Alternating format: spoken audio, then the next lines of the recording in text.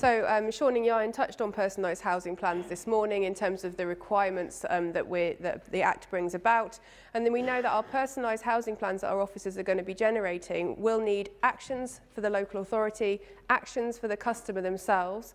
You can also include actions which are a good idea. That's the wording in the legislation, but the customer isn't required to take. And the code actually suggests that we're able to allocate actions to other appropriate people or partner organisations. So if you are commissioning services within your local authority and there is a role for those commissioned services to carry forward actions within the personalised housing plan, firstly, how do you incorporate that? And some of that is going to be around your partnership working, but also how do you facilitate that in terms of your IT as well?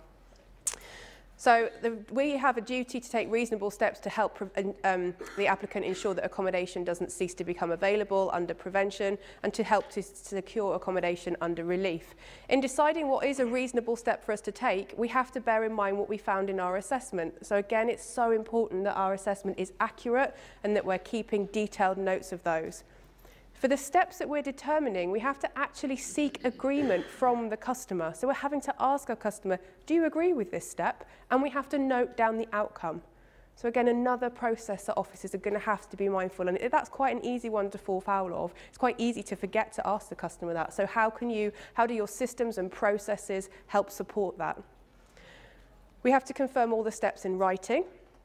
So we're going to be issuing the personalised housing plan. That doesn't necessarily mean it has to be in pen and paper. It can be online. It can be sent by email. So there's a piece of legislation called the Communications Act which explains to us what in writing actually means. What's really important with the personalised housing plan is that we have to keep it under review throughout the prevention and the relief stage. So what most local authorities do at the moment who issue written advice is that they review that in an organic way.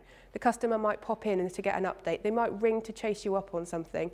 The Act actually requires our personalised housing plan to be a live document throughout prevention and relief. So think about how you're going to be able to update that and keep it a live document, how your IT is going to support that if that's an option for you. If it isn't, and you're looking at issuing it in writing, how do you make sure that every time it changes, you keep your customer up to date? So there's quite a lot of work involved in this in the next 46 working days.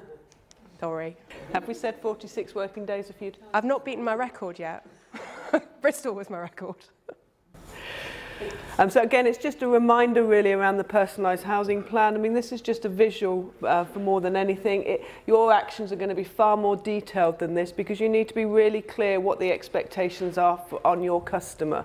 So looking for private rented sector accommodation, for example, could be me opening my front door and having a quick look. Yep, I've done that. So again, you need to be really clear, what do you actually mean? What is it that you want your customer to do? And be clear within the plan. You also need to ensure that you're recording who's got to do what, by when, and whether the customer agreed. And it's a good sense check as well, because ultimately when you're saying to the customer, do you agree with this as an action?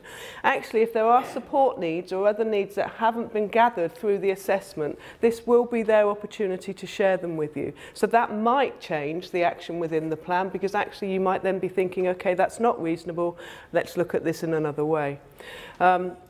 And officers can also include steps which are a good idea but which are not required. I think for me, the more important one there is partner organisations, because if you are commissioning services or you do have other agencies providing an early intervention and prevention approach for you now, this is your way of bringing that into the legislation. This is your way of having a way of recording what you're doing, the partner agencies doing and the customers doing, and keeping all three within that loop. So we've talked about the fact that we have to keep our PHP under review. You don't have to do that in person though. So local authorities thinking about how they can do it by phone, how they possibly could do it by email, how they could use video, how they might have an intuitive online portal. But you have to notify your applicant in writing. And the applicant, remember, has a right to review of the steps that you are going to take.